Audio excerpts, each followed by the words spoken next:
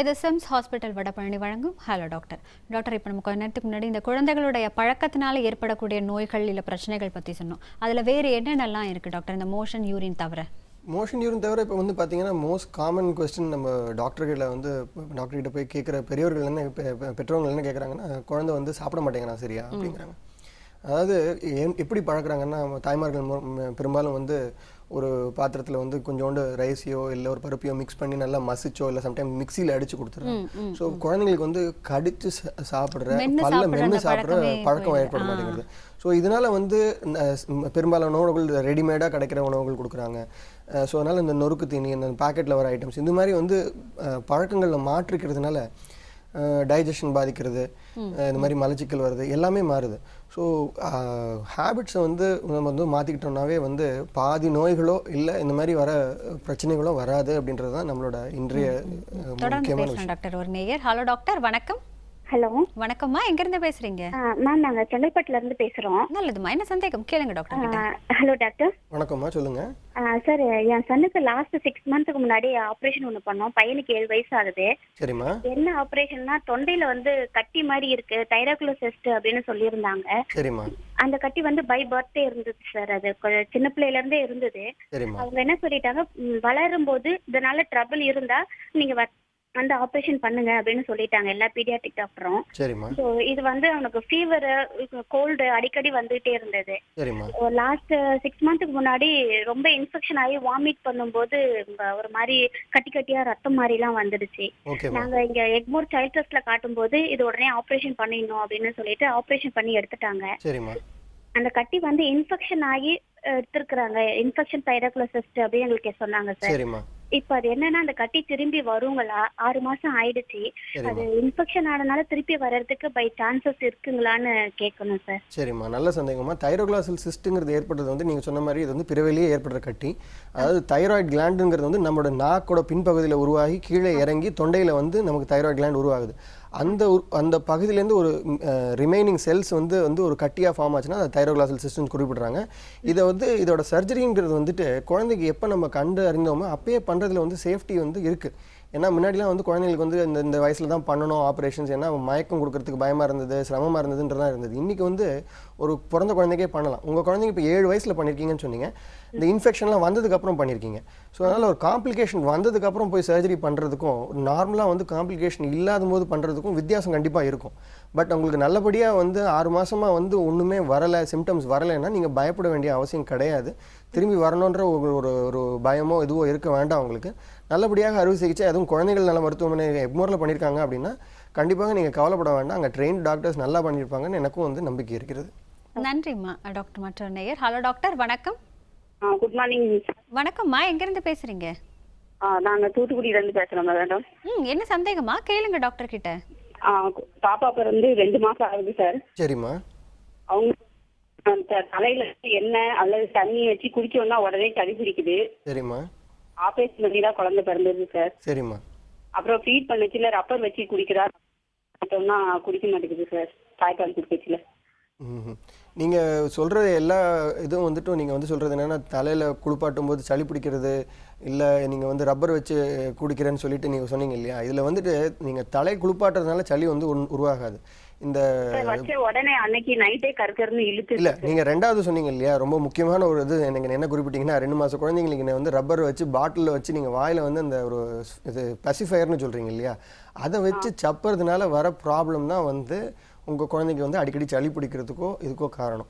So நீங்கள் வந்து முக்கியமாக என்ன பண்ணணும்னா, அவாய்ட் பண்ணணும்னா இந்த வாயில் இந்த ரப்பர் கொடுக்குறது, இந்த பெசிஃபயரை கொடுக்குறத நிறுத்தணும். இதனால் வந்து ரெஸ்பிரேட்டரி இன்ஃபெக்ஷன், அதாவது அடிக்கடி சளி பிடிக்கிறது, காதில் சீல் வைக்கிறது, இதெல்லாம் ரொம்ப காமனாக வருமா. ஸோ இதை அவாய்ட் பண்ணிங்கனாவே வந்து நார்மலாகவே குழந்தைக்கு இந்த மாதிரி அடிக்கடி வராது. சார் அதை அவாய்ட் இல்லைம்மா, நீங்கள் வந்து 2 மாத குழந்தை வந்து அடம் பிடிக்க போகிறதில்ல உங்ககிட்ட. ஸோ அதனால் கண்டிப்பாக நீங்கள் அதை அவாய்ட் பண்ணலாம். நன்றிம்மா. டாக்டர் மற்ற நேயர். ஹலோ டாக்டர், வணக்கம். Hello sir. வணக்கம்மா, எங்கிருந்து பேசுறீங்க? சென்னையில இருந்து பேசுறோம். என்ன சந்தேகம் கேளுங்க டாக்டர் கிட்ட. குழந்தை 2 வயசு ஆகுது சார். சொல்லுங்கம்மா. குழந்தை 2 வயசு ஆகுது. இப்பதான் எழுந்து நடக்க ஆரம்பிச்சிருக்கான். சரிம்மா. சரியா சாப்பிட மாட்டான். அந்த அளவுக்கு பேச்சு இல்லை, அந்த வயசுக்கான பேச்சு இல்லை. அது எதனா ப்ராப்ளமா என்னன்னு கேட்கலாம். இப்போ நீங்கள் சொன்ன 2வது இது வந்து நான் எடுத்துக்கிறேன். முதல்ல குழந்தைக்கு சரியா அளவுக்கு 2 வயசுக்கான பேச்சு இல்லை அப்படின்ட்டு. பேச்சு வந்து உருவாகிறதே வந்து நம்ம வந்து பேச்சு வந்து நம்ம கூட இருந்து நம்ம பேசும்போது ஒரு 18 மாதம், அதாவது 1.5 வயசுல இருந்து தான் குழந்தையோட பேச்சுக்கான இதுவே ஏற்படும். முதல்ல வந்து இந்த சிறிய வார்த்தைகள் அம்மா, அப்பா, தாத்தா, மாமா இந்த மாதிரி ரிப்பீட் பண்ற வார்த்தைகளை தான் முதல்ல கத்துக்கிறாங்க. அதுதான் முதல்ல அவங்க சொல்லுவாங்க. அதெல்லாம் சொல்றது வந்துட்டு எப்படின்னா நம்ம திரும்பி திரும்பி ஸ்ட்ரெஸ் பண்ணணும். அதாவது இது வந்து அதே திரும்பி திரும்பி ஸ்ட்ரெஸ் பண்ணாதான் அந்த குழந்தை வந்து அது பழகிப்பான். ஸோ இப்போ நிறைய விஷயங்கள் என்ன பண்ணுறாங்கன்னா, டிவி போட்டு வைக்கிறது, இல்லை ஒரு கம்ப்யூட்டருக்கு முன்னாடி ஒரு கார்ட்டூனை போட்டு வச்சதுன்னா டிவி வந்து குழந்தைகிட்ட பேசாது. ஸோ டிவி பேசினாலோ இல்லை ஒரு கார்ட்டூனோ அவங்ககிட்ட பேசுறது கிடையாது. அவங்க வந்து வேடிக்கை பார்ப்பார்கள், நல்லா வந்து என்ஜாய் பண்ணுவாங்க தவிர. பட் குழந்தை வந்து கான்வர்சேஷன், அதாவது நம்ம வந்து 2 பேர் வந்து சேர்ந்து பேசினா தான் அது பேர் கான்வர்சேஷன். ஸோ அது வந்து பகிர்ந்துக்கணும்னா வந்து நம்ம குழந்தையோட உட்காந்து பேசணும். அதே ஏஜில் இருக்கிற குழந்தைங்களோட அவன் மிங்கிள் பண்ணி அவன் வந்து விளையாடும் போது தான் வந்து பேச்சும் ஏற்படும். நம்மளை பார்த்து தான் பழகுறாங்க. ஸோ நம்ம வந்து அவங்களோட உட்கார வேண்டிய அவசியம் இருக்குது. இப்போ நீங்கள் டிவியில் உட்காந்துருக்கிறவங்க, நான் உட்காந்துட்டு இருக்கேன் இப்போனா, நான் பேசினா வந்து உங்களுக்கு வந்து உங்களோட பேச முடியும், ஒரு குழந்தையோட என்னால் பேச முடியாது இல்லையா? ஸோ அதனால் குழந்தைக்கு வந்து நீங்கள் வந்து உட்காந்து பேச்சு கற்றுக் கொடுக்கணும்னா நீங்கள் உட்காந்து குழந்தையோட ஸ்பெண்ட் பண்ணணும், டைம் ஸ்பெண்ட் பண்ணால் தான் வந்து இது நடக்குமா. பட் 2 வயசில் நீங்கள் வந்து அவன் சொல்கிற வார்த்தைகள்லாம் சரியாக தான் பண்ணிக்கிட்டு இருக்கான், அவன் பேச்சு திறமை கரெக்டாக தான் இருக்குது. இந்த வயசை பற்றி நீங்கள் கவலைப்பட வேண்டாமா. நன்றிம்மா. டாக்டர் மற்றொரு நேயர். ஹலோ டாக்டர், வணக்கம். ஹலோ வணக்கம்மா, எங்கேருந்து பேசுகிறீங்க? நாங்க சுமதி ஃப்ரம் பொள்ளாச்சிங்க. என்ன சந்தேகமா கேளுங்க டாக்டர் கிட்ட. சொல்லுங்கம்மா. Good morning sir. Good morning, சொல்லுங்கம்மா. சார் எனக்கு வந்து 2வது பொண்ணுங்க. சரிம்மா. வயசு வந்து 4 வயசு ஆச்சு, 4 வயசு 2 மாசங்க. சரிம்மா. 1.5 வயசுல இருக்கிறப்போ ஹை ஃபீவர் வந்ததுங்க ஒரு வாட்டி. சரிம்மா. ஃபீவர் டைம்ல வந்து மைல்டா ஃபிட்ஸ் மாதிரி வந்துச்சுங்க. சரிம்மா. அதுக்கப்புறம் டாக்டர்கிட்ட போனோம், இது பண்ணாங்க. இப்போ ஒவ்வொரு வாட்டி ஃபீவர் வரப்போ எனக்கு பயமா இருக்கும். அதுக்கப்புறம் ஃபிட்ஸ் வந்தது இல்லைங்க. சரிங்க. ஆனா பயமா இருக்கும், வந்துருமோன்னு பயமா இருக்கும். டேப்லெட்ஸ் போட்டு சொன்னாங்க. எத்தனை வயசு வரைக்கும் வருங்க? நீங்க கேட்குற கேள்விக்கு வந்து நான் கரெக்டாக சொல்கிறேன். இது வந்து ஃபெப்ரைல் ஃபிட்ஸ், அதாவது குழந்தைங்களுக்கு வந்துட்டு இந்த சிறு வயதில் வர வந்து ஃபெப்ரைல் ஃபிட்ஸுங்கிறது ஒரு 6 வயசு தருணம் வரைக்கும் வந்து வரதுக்கான வாய்ப்பு உண்டு. அது பிரெயினோட மெச்சூரிட்டி பொறுத்தது.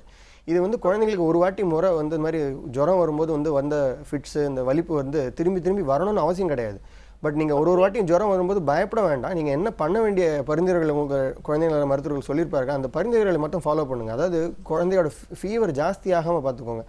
அதை வந்து அவங்க என்னென்ன இது சொல்கிறாங்களோ, அந்த கொஞ்சம் ஜுரத்துக்கான மருந்து கரெக்டாக கொடுக்குறதோ, இல்லை அந்த உடம்பை தொடச்சி விட்டு குழந்தையோட டெம்பரேச்சரை குறைக்கிறது வந்து அது பண்ணுறதோ, இது பண்ணிங்கனாவே நீங்களே சொல்கிறீங்க ஒரு 4 வயசு ஆயிடுச்சு, 1.5 வயசில் வந்ததை தவிர அதுக்கப்புறம் வரவே இல்லைன்னு. ஸோ நீங்கள் பயப்பட வேண்டிய ஒன்றுமே இல்லை, அவசியமே கிடையாது. ஏன்னா இது வந்து குழந்தை இல்லைம்மா, அந்த ஃபீவர் டைமில் மட்டும் வந்துட்டு ஃபீவருக்கான மருந்து கொடுங்கம்மா. அவசியமாக வந்து ஃபீவருக்கான மருந்து வந்துட்டு கொடுத்தீங்கன்னா டெம்பரேச்சர் ரொம்ப அதிகமாக பார்த்துக்கலாம். ஸோ ரொம்ப டெம்பரேச்சர் கூடுதனால தான் வந்து இந்த ஃபிட்ஸோட இது வருது. ஸோ அந்த டெம்பரேச்சர் அதிகமாகவும் பார்த்தீங்கன்னா கண்டிப்பாக ஃபிட்ஸ் வராதுமா. நன்றிம்மா. டாக்டர் மற்றொரு நேயர். ஹலோ டாக்டர், வணக்கம். ஹலோ வணக்கம்மா, எங்கிருந்து பேசுறீங்க? நாங்க விழுப்புரம் டிஸ்ட்ரிக்ட்ல இருந்து பேசுறோம் மேடம். என்ன சந்தேகமா கேளுங்க டாக்டர் கிட்ட. ஓகேங்க. வணக்கம்மா, சொல்லுங்க. வணக்கம் சார். குழந்தை வந்து பிறந்த உடனே அழுவலிங்க சார், எங்க தம்பி பையன். சரிம்மா. அவனுக்கு பிறந்த உடனே ஃபிக்ஸ் வந்ததுன்னு சொல்லிட்டாங்க சார். சரிம்மா. ஐசியூலே போட்டிருந்தாங்க. சரிம்மா. குழந்தை இடம் இருந்ததை விட 4 நாள் குறையிறான் சார் அவன். சரிம்மா. நீங்கள் வந்து நீங்கள் குறிப்பிட்ட இது வந்து நான் என்ன புரிஞ்சுக்கிறேன்னா, குழந்தை பிறந்த உடனே அழலை, அதாவது குழந்தைக்கு வந்து இந்த மாதிரி பிறந்த உடனே அழலை அப்படின்னா ஆக்சிஜன் சரியாக வந்து கிடச்சிருக்காது. அதனாலவே அந்த குழந்தையோட ஆக்டிவிட்டி இதெல்லாம் வந்து ரொம்ப கம்மியாக இருக்கும். மூளைக்கான ஆக்சிஜன் சப்ளை வந்து இதாக இருந்திருக்கும். அதனால் வந்து சில பாதிப்புகள், விளைவுகள் ஏற்பட்டிருக்கலாம். இது வந்து இந்த பச்சிளம் குழந்தைகளுக்கு பார்க்குற நிபுணர்கள், நியோனட்டாலஜிஸ்ட்னு நாங்கள் குறிப்பிடுவோம், அவங்க வந்து பார்த்து ட்ரீட் பண்ணிகிட்டு இருப்பாங்க. ஸோ இதில் வந்து என்னென்ன விளைவுகள் வந்திருக்குன்றது ஸ்டடி பண்ணிவிட்டு, இப்போ இந்த குழந்தைக்கு என்னென்ன சேஞ்சஸ் இருக்குது இந்த பிரெயினில் என்னென்ன பார்த்துட்டு அதுக்கான ட்ரீட்மெண்ட் பண்ணணுமா. அதுக்கு நன்றிம்மா. டாக்டர், இப்போது சில பேர் வந்து போக போக இதெல்லாம் சரியாயிடும் அப்படின்னு சொல்லி சில வியாதிகளை வந்து ஒதுக்குவாங்க. ஆனால் அதுக்கப்புறம் ஏன் நீங்கள் முன்னாடியே வரல, கொஞ்சம் தொடக்கத்தில் இருக்கும் போதே வந்திருந்தால் சீக்கிரமாக சரி பண்ணியிருக்கலாமேன்னு, அது எந்த மாதிரியான பிரச்சனைகள்லாம் சர்ஜரி வரைக்கும் கொண்டு போயிடும் டாக்டர்? இப்போ நீங்கள் காமனாக பார்த்தீங்கன்னா நம்ம சிறு குழந்தைங்களுக்கு வந்துட்டு ஹர்னியா கூட ஏற்படுது. ஹர்னியாங்கிறது வந்துட்டு இந்த குடல் இறக்கும் அப்படின்னு சொல்லுவோம். அதாவது இந்த ஹர்னியா வந்துட்டு எப்படின்னா, நான் ஒரு நேயர் கேட்டார் நம்ம கிட்ட, இந்த விரை வந்து வயிற்றுக்குள்ளே உருவாகி விரைப்பைக்கு இறங்குற வந்து அந்த சந்து ஒன்று இருக்குது, அந்த சந்து வழியாக தான் வந்து ஹர்னியா இறங்கும். யூஸ்வலாக பெரியவர்களுக்கு ஏற்படுற ஹர்னியா வந்துட்டு யூஸ்வலி மசில் வீக்னஸ், அதாவது தசைகள் வீக்கானதெல்லாம் வருது. பட் இந்த குழந்தைங்களுக்கு வர ஹெர்னியா வந்துட்டு பார்க்கும்போது பார்த்தீங்கன்னா அது வந்து பார்த்த உடனே அதுக்கு வந்து இது வந்து குடல் இறக்கம் இருக்குது அப்படின்னா அதுக்கு வந்து அறுவை சிகிச்சை பண்ணணும். இது வந்து பார்த்து பண்ணணும்னா வந்து அது ஒரு அவசரம் கிடையாது, பட் அவசியம் இருக்கிறது. மக்கள் என்ன நினைக்கிறாங்க, குழந்தை கொஞ்சம் பெருசாகட்டும் அப்படின்னு நினைக்கிறாங்க. அதில் என்ன ஆகுதுன்னா, விளைவு என்ன ஆகுதுன்னா, சம்டைம்ஸ் அந்த ஹெர்னியாக்குள்ளே வந்துட்டு குடல் வந்து சிக்கிக்குது. ஸோ இந்த மாதிரி வரும்போது எமர்ஜென்சியில் ஆப்ரேஷன் பண்ணுறதுக்கான விளைவுகள் வந்து அந்த அளவுக்கு ரிசல்ட் நல்லா இருக்கிறது இல்லை. ஸோ நிறைய விஷயங்கள் இந்த மாதிரி பார்த்தீங்கன்னா பிளான்ட் ஆப்ரேஷனாக பண்ணோம்னா ரிசல்ட் வந்து ரொம்ப நல்லாயிருக்கும். எமர்ஜென்சி, அதாவது தைரோக்ளாசல் சிஸ்டை பற்றி சொன்னாங்க, இதே மாதிரி வந்து காம்ப்ளிகேஷன்ஸ் வரதுக்கு முன்னாடி வந்து ஆப்ரேஷனை பண்ணோம்னா கண்டிப்பாக வந்துட்டு ரிசல்ட்ஸ் வந்து நல்லாயிருக்கும். தொடர்ந்து பேசுகிறேன் டாக்டர். ஒரு நேயர். ஹலோ டாக்டர், வணக்கம். ஹலோ வணக்கம்மா, எங்கேருந்து பேசுகிறீங்க? ஹலோ மேம், நான் மதுரையிலேருந்து பேசுகிறேன். என்ன சந்தேகம்மா? டாக்டர் கிட்ட கேளுங்க. ஓகே. Hello doctor. வணக்கம்மா, சொல்லுங்கள். டாக்டர், என் பொண்ணுக்கு வந்து 1.25 வயசுல ஃபெப்ரல் ஃபிட்ஸ் வந்தது. சரிம்மா. ஆனா இப்போ வந்து அவளுக்கு 10 இயர்ஸ் ஆகுது. சரிம்மா. ஆனா வந்து அவளுடைய ஆக்ஷன்ஸ் எதுவுமே ஃபுல்ஃபில் ஆக மாட்டேங்குது டாக்டர். என்னம்மா ஃபுல்ஃபில் ஆக மாட்டேங்குதுன்னு சொல்றீங்க? அதாவது எப்படின்னா, இப்போ ஒரு வாட்டர் குடிச்சா கூட ஃபுல்லா குடிக்க மாட்டா. பாதி குடிச்ச மாதிரி டக்குன்னு அது ஃபுல்லா அந்த குழாயை கூட அடைக்காம அப்படியே ஓடி வந்துருது. ஒரு பாத்ரூம் போனா கூட ஃபுல்லா இது பண்ணாம பாதியோட எதுவும் ஃபுல்லா எதையுமே செய்யாத மாதிரி உனக்கு ஒரு இது. ரொம்ப அடமண்டா. இது எல்லாத்துக்குமே காரணம் அவருடைய ஃபெப்ரல் ஃபிட்ஸா இருக்குமோ அப்படின்றது என்னுடைய டவுட். இல்லம்மா, இது ஃபெப்ரல் ஃபிட்ஸுக்கும் நீங்க சொல்றதுக்கும் சம்பந்தம் கிடையாது. ஃபெப்ரல் ஃபிட்ஸ் வந்து 1.5 வயசுல வந்துட்டு போயிடுச்சு. நீங்க அதை வந்து பத்தி மறந்துடலாம். குழந்தைக்கு 10 வயசு ஆயிடுச்சு. உங்க குழந்தை நீங்க வந்து அடம் பிடிக்கிறான்றீங்க, அரைகுறையா எல்லாத்தையும் செஞ்சுட்டு வரான்றீங்க. இதெல்லாம் வந்து பழக்கங்கள்மா. இது வந்து நம்ம வந்து பழக்கங்களை மாற்ற வேண்டிய அவசியம் இருக்குது. அரைகுறையாக போய் சிறுநீர் கழிச்சிட்டு வருது, அரைகுறையாக வந்து ஒரு வேலையை செஞ்சுட்டு வருதுங்கிறது பழக்கங்கள். இல்லை அவசரம், அந்த அவசரம் ஏற்படுறதுக்கு காரணம் வந்து வேற ஏதாவது டைவர்ஷன்மா. வேறு ஏதாவது ஒரு ஆக்டிவிட்டியில் மனசு இருக்குது, வேறு ஏதாவது ஒரு ஆக்டிவிட்டி செய்யணும் அப்படின்னு நினைக்கிறதுனால தான் குழந்தைங்க டைவர்ட் ஆகிறாங்க. ஸோ அதை நம்ம கண்காணிச்சிங்கன்னா அவங்க அந்த ஹேபிட்லேயே நீங்கள் கண்டுபிடிச்சிடலாம். Most of the things will be related to the ஹேபிட்மா. நன்றிம்மா. டாக்டர் மற்றொரு நேயர். ஹலோ டாக்டர், வணக்கம். ஹலோ வணக்கம் சார், எங்கேருந்து பேசுறீங்க? மணிகண்டன், என் பேர் தாம்பரத்துலேருந்து கால் பண்ணுறேன் மேடம். என்ன சந்தேகம் சார்? டாக்டர் கிட்ட கேளுங்க. குழந்தைக்கு வந்து ஸ்கின் அலர்ஜியா இருக்கு ரொம்ப. நாங்கள் இது வரைக்கும் ஒரு 3-4 டாக்டர் கிட்ட காட்டுறோம். ஸ்கின் ஸ்பெஷலிஸ்டும் காட்டிட்டோம், குழந்தைலேருந்து காட்டுற டாக்டர்கிட்டும் காட்டிட்டோம். சரிங்க. ஆனால் பார்த்தீங்கன்னா அது பொறிப்பொறியா இருக்கு. எல்லாமே பார்த்தீங்கன்னா ஒரே மாதிரி லோஷன் தான் தராங்க. அது பார்த்தா ஒன்றும் பார்த்தீங்கன்னா நைட்லலாம் ரொம்ப சொரிஞ்சிக்கிறாங்க குழந்தை. 1 வயசு 7 மாசம் ஆகுது. ஆனால் குழந்தைக்கு நானும் சரி 7 டாக்டர்கிட்ட காட்டோம். இது வரைக்கும் நாங்கள் யாருமே சரியான ஒரு இது தீர்வு சொல்ல மாட்டேன். ஆனால் பொறிப்பொறியா அது கண்டு ஆகிட்டே இருக்கு. நீங்கள் சொல்கிறது குறிப்பிட்டது வந்துட்டு குழந்தைங்களுக்கு அலர்ஜி வருது அப்படின்னா எந்த சோர்ஸ்னால வருது? இப்போ குழந்தைங்களுக்கு வந்து சருமத்து மேலே வருதுன்னா, ஸ்கின் மேலே வருதுன்னா, ஸ்கின்ல என்ன காமனாக நம்ம இது பண்ணுறோம், நம்ம யூஸ் பண்ணுற சோப்ஸோ இல்லை நம்ம யூஸ் பண்ணுற லோஷன்ஸோ எது யூஸ் பண்ணுறோம் அப்படின்றத பொறுத்து தான் வந்து அலர்ஜின்னு நம்ம குறிப்பிடலாம். அதை நீங்கள் குறிப்பிட்டது வந்து பேபி சோப்பு தான் சார் யூஸ் பண்றோம். அப்பதான் டாக்டர் கிட்ட போகும்போது அவங்க ஒரு ஸ்கின்னுக்கு தனியா ஒரு சோப்பு தராங்க. பட் நீங்கள் வந்து ஏற்படுற மாதிரி அந்த ஸ்கின்ல வந்துட்டு வெறும் வரது அலர்ஜி மட்டும்தானா இல்லை வேற எதுவும் மாற்றங்கள் இருக்கான்றது ஒரு ஸ்கின் ஸ்பெஷலிஸ்டால தான் ஆய்வ முடியும். அவங்க ஆய்ந்து அது என்னன்னு கண்டுபிடிக்கணும். இப்போ நீங்கள் ஸ்கின் மேலே வந்து நிறைய கொப்பளம் வருது, சிறங்கு வருது அப்படின்னா அது வந்து நம்மளோட சருமத்தை வந்து நம்ம மெயின்டைன் பண்ணலை, நம்ம அழுக்கா வச்சுக்கிட்டு இருக்காங்க. அந்த மாதிரி இருக்கும்போது வந்து அந்த மாதிரி கொப்பளம் வரும். பட் நீங்கள் சொல்கிறது அலர்ஜின்னு குறிப்பிட்றதுனால ஒரு ஸ்கின் ஸ்பெஷலிஸ்டால தான் வந்து இதை கரெக்டாக வியூகிச்சு கரெக்டாக அதுக்கான ட்ரீட்மெண்ட் கொடுக்க முடியும். நன்றி சார். டாக்டர் மற்றொரு நேயர். ஹலோ டாக்டர், வணக்கம். ஹலோ, டாக்டர் கிட்ட பேசுறாங்க. தாராளமா கேளுங்கம்மா. எங்க பையனுக்கு 12 வயசு ஆச்சுங்க. வெயிட் ஓவரா இருக்கிறாங்க, வளர்ச்சி கம்மியா இருக்குதுங்க. எது பசி அதிகமா ஆகுதுன்னு சொல்லி நிறைய சாப்பிட்டுக்கிறானுங்க. வேண்டாங்க சாப்பிட்டுக்கிறானுங்க. ஒண்ணுக்கே சரியா போக மாட்டேங்கிறாங்க, தண்ணியும் குடிக்க மாட்டேங்கிறானுங்க.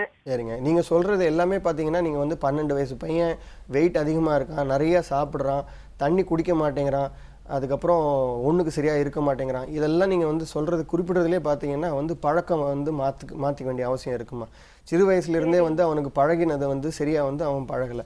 ஸோ அவன் வந்து அவனுக்கான உணவு, அவனோட என்னென்ன பழக்க வழக்கங்களை வந்து நம்ம சரியாக வந்து அவனுக்கு கற்றுக் கொடுக்க வேண்டிய அவசியம் இருக்குது. ஸோ இப்போ 12 வயசில் வந்து அவன் வெயிட் ஓவராக இருக்கான் அப்படின்னு நீங்கள் பார்த்து நீங்கள் கவலைப்படுற அளவுக்கு நீங்கள் வந்து சொல்லியிருக்கீங்கன்னா நம்ம சேஞ்சஸ் இப்போ வந்து நிறைய பேர் வந்து நான் வந்து 20 வயசு 30 வயசில் வந்துட்டு நான் வந்துட்டு ஓவர் வெயிட்டாக இருக்கேன்னு சொல்லிட்டு நான் போய் ஆப்ரேஷன் பண்ணிக்கிறேன் அப்படிங்கிறாங்க. இல்லை நான் வந்து டயட் பண்ணுறேன் அப்படின்றாங்க. ஸோ நான் அதெல்லாம் குழந்தைங்களுக்கும் இப்போ வர ஆரம்பிச்சிருக்குது. சைல்டுஹுட் ஒபிசிட்டின்னு நாங்கள் சொல்கிறது வந்து வர ஆரம்பிச்சது கூட பழக்கங்கள்னால தான்.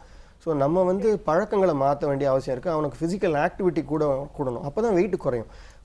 சாப்பிட வேண்டிய உணவு அதுக்கு தகுந்த ஃபிசிக்கல் ஆக்டிவிட்டி இருந்தால் தான் வெயிட் மெயின்டைன் ஆகும். ஸோ இது ரெண்டுமே பேலன்ஸ் பண்ண வேண்டியது வந்து பழக்கங்களை மாற்றி ஹேபிட்ஸ், அதாவது லைஃப் ஸ்டைல் சேஞ்சஸ் வந்து சிறு வயசுலேயே பண்ண வேண்டிய அவசியம் இன்றைக்கி வர ஆரம்பிச்சிருச்சு. நம்ம வந்து 25 வயசு 30 வயசில் லைஃப் ஸ்டைல் சேஞ்சஸ்ன்னு சொல்லிட்டு இருந்தது. இன்றைக்கி வந்து நாங்கள் வந்து 5 வயசு 4-5 வயசு குழந்தைக்கே வந்து நீங்கள் வந்து லைஃப் ஸ்டைலில் முதல்ல கற்றுக் கொடுங்க. என்னென்ன சாப்பிடணும், என்னென்ன கரெக்டான உணவு, என்னென்ன ஆக்டிவிட்டீஸ், அதாவது விளையாடணும். குழந்தை போய் விளையாடி நல்லா ஓடி ஆடி இது பண்ணால் தான் வந்து உடம்பு மெயின்டைன் ஆகும். நீங்கள் உட்காந்த இடத்துலையே உட்காந்து சாப்பிட்டுக்கிட்டு கம்ப்யூட்டர் நீங்கள் மாதிரி உட்காந்து விளையாடிட்டு இருந்தாங்கன்னா ஃபிசிக்கல் ஆக்டிவிட்டி இல்லைன்னா வெயிட் கூடும். நன்றிம்மா, நன்றி. டாக்டர் மற்றொரு நேயர். ஹலோ டாக்டர், வணக்கம். Hello madam. வணக்கம்மா, எங்கேருந்து பேசுறீங்க? தூத்துக்குடி மாவட்டத்துலேருந்து பேசுகிறேன். என்ன சந்தேகமா? டாக்டர் கிட்ட கேளுங்க. குழந்தைக்கு பொன் குழந்தைக்கு 2 காலுக்கு இடையில உயிர் கழுத்துல கட்டி மாதிரி இருக்கு டாக்டர். என்ன வயசாச்சுமா குழந்தைக்கு? 9 மாசம் ஆகுது. பிறந்து 2 மாசம் கழிச்சு தான் அந்த கட்டியானு தெரிஞ்சது. சரிம்மா, இப்போ குழந்தைய வந்துட்டு நீங்கள் டாக்டர் கிட்ட காமிச்சும்போது அந்த வந்து கட்டிக்கு என்ன செய்யணும்னு சொன்னாங்களா? காமிச்சிங்களா? அவங்க முதல்ல சொன்னாங்க, ஒரு டாக்டர்கிட்ட காமிக்கல கொழுக்கு சொத்து மாதிரி இருக்கு, கல்லு மாதிரியும் இல்லாம நொழுக்குன்னு ஒரு மாதிரியா இருக்கும், மெதுவா நைஸா இருக்கும். சரிம்மா, இப்போ குழந்தைக்கு 9 மாசம் இருக்குன்னு சொல்றீங்க. நீ குழந்தைங்க அறுவை சிகிச்சை நிபுணர் அணுகுங்க. அவங்க கரெக்டான முறையில் உங்களுக்கு வந்துட்டு இது என்ன மாதிரி கட்டி, இதுக்கு அறுவை சிகிச்சை அவசியமானது கரெக்டாக பார்த்து சொல்லுவாங்கம்மா உங்களுக்கு. நன்றிம்மா. டாக்டர் மற்றொரு நேயர். ஹலோ டாக்டர், வணக்கம். ஹலோ வணக்கம்மா, எங்கிருந்து பேசுறீங்க? சார், மேம் என் பேர் சசிகலா, சென்னையில இருந்து பேசுறேன். என்ன சந்தேகமா? கேளுங்க டாக்டர் கிட்ட. Hello doctor. வணக்கம்மா, சொல்லுங்க. சார், பெண் குழந்தை 1 வயசு 3 மாசம் ஆகுது, 4 மாசம் ஆகுது. சரிம்மா. சரியாவே சாப்பிட மாட்டா. எதுவுமே தாய்ப்பாலும் குடிக்கல, பாட்டில் பாலும் குடிக்கல, ஒரு இட்லி ஒரு சாப்பாடு எதுவுமே சாப்பிட மாட்டா. தண்ணி கொடுத்தா குடிக்கிறா, பால் கூட நாங்க கால்ல படுக்க வச்சு பாலாடையில குடுக்குறோம். ஒரு 2 பாலாடை குடிக்கிறா, அதுக்கு மேல குடிக்க மாட்டா. பாட்டில் சுத்தமா வாயிலே வைக்கிறது இல்ல, எதுவுமே சாப்பிட மாட்டா. இது எதனால இருக்கும்? இன்னும் எதுக்கு டாக்டர்கிட்டையும் கன்சல்ட் பண்ணல நாங்க. அதான் சரி என்னவா இருக்கும், எதனால அவ சாப்பிட மாட்டா, என்ன ஃபுட்டு கொடுக்கலாம்? லாக்டோஜன் பால் பவுடர் கொடுத்துட்டு இருக்கோம், இப்ப அதுவும் குடிக்கிறது இல்ல. நீங்க 1 வயசு 4 மாசம் குழந்தைங்க பாலாடை யூஸ் பண்றேன்னு சொல்றீங்க, இது என்னது பாட்டில் யூஸ் பண்றேன்னு சொல்றீங்க. ஸோ இதெல்லாம் வந்து ஒரு வயசு 4 மாச குழந்தைக்கு அவசியம் இல்லாத ஒரு பழக்கம். அதாவது ஒரு வயசு குழந்தைக்கு வந்துட்டு பல்லும் வளர்ந்துருக்கும், இதுவும் நம்ம வீட்டில் சாப்பிட்ற உணவுகள்லாம் நம்ம வந்து சாப்பிடும்போது குழந்தை நம்மளை பார்த்து கற்றுக்கணும், இது வந்து உணவு, இது நம்ம சாப்பிட்றோம் அப்படின்ட்டு. நம்ம வந்து எல்லாமே வந்து குழந்தைங்களுக்கு வந்து முதல்ல பால் கொடுக்கும்போதும் வந்து சரி, இந்த பாட்டிலில் கொடுக்குறதுனால வந்த விளைவுகளை பற்றி பேசினோம். இதே மாதிரி உணவெல்லாம் வந்து நம்ம என்ன சாப்பிட்றோமோ அந்த பழக்கங்களை கொண்டு வரணும் அப்படின்னா அந்த குழந்தை வந்து நம்ம சாப்பிடும்போது பார்க்க வேண்டிய அவசியம் இருக்குது. அதை பார்க்கவே இல்லைன்னா குழந்தைக்கு வந்து இது உணவா இது உணவு இல்லையான்னு தெரிய போகிறதில்ல. ஸோ இதெல்லாம் மாற்றம் வந்து ஏற்படுத்தணும் அப்படின்னா நீங்கள் குழந்தைய வந்து நீங்கள் சாப்பிடும்போது அவளையும் வந்து உட்கார வச்சு ஒரு பிளேட்டை உட்கார வச்சு நீங்கள் உட்காந்து போட்டிங்கன்னா நீங்கள் சாப்பிட்றது வாயில் போட்டுக்கிறத பார்த்து அவளும் வந்து வாயில் போட்டுக்கணும்னு ஒரு ஆசை இருக்கும், இது இருக்கும். அப்படி தான் பழக்க முடியும். நீங்கள் டாக்டரை அணுகுங்க, கண்டிப்பாக பாருங்கள். குழந்தைகள் நல்ல மருத்துவரை கேளுங்க, அவங்க என்னென்ன உணவுகள் எந்தெந்த வயசுக்கு ஏற்பட்டது கரெக்டாக கொடுக்கணும் அப்படின்றது சொல்லுவாங்கம்மா. நன்றிம்மா. டாக்டர், இப்போ என்னென்ன பிரச்சனைகள்லாம் கருவில் இருக்கக்கூடிய குழந்தைகளுக்கு ஏற்பட்டுச்சு அப்படின்னா உடனே அதை வந்து சர்ஜரியாக நம்ம செய்ய முடியும்? இது குறித்து பேசலாம். அதுக்கு ஒரு சின்ன இடைவேளை எடுத்துக்கலாம். நேர்களை நிகழ்ச்சியை தொடர்வதற்கு முன்பாக ஒரு சிறிய இடைவேளை.